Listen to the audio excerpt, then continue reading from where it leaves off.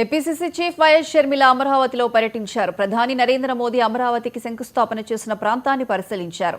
కేంద్ర ప్రభుత్వంపై ఆగ్రహం వ్యక్తం చేసిన షర్మిల, నరేంద్ర మోదీ 2015లో ఇక్కడే శంకుస్థాపన చేసి రాష్ట్ర ప్రజల నోట్లో మట్టి కొట్టారని విమర్శించారు. 10 ఏళ్ల తర్వాత అదే చేశారన్నారు. 25,000 మంది రైతుల నుంచి 30,000 ఎకరాలు సేకరించారని, ఆ ప్లేస్లో సింగపూర్, ఇస్తాంబుల్ కడతామని గొప్పలు చెప్పారని ఎద్దేవా చేశారు. ఇప్పటికీ కూడా మన రాజధాని నిర్మాణ బాధ్యత పూర్తిగా కేంద్రానిదే. పూర్తిగా జీరో కాస్ట్ ఆంధ్ర రాష్ట్ర ప్రజల నెత్తిన పడాలి. అసలు మనం కాస్టే గురించి వరియే అవ్వాల్సిన అవసరం లేకుండా ఆంధ్ర రాష్ట్రానికి ఓ రాజధానిని కట్టాల్సిన బాధ్యత కేంద్రానిది. మరి అలాంటప్పుడు ఇప్పటికీ చంద్రబాబు గారు ముఖ్యమంత్రిగా 53,000 కోట్ల రూపాయలకి టెండర్లను ఆమోదం చేస్తే మరి వాటి డబ్బులు ఎక్కడి నుంచి వస్తున్నాయి? జగన్మోహన్ రెడ్డి గారు 3 రాజధానులు అని చెప్పాడు, 3 ముక్కలు ఆట ఆడారు.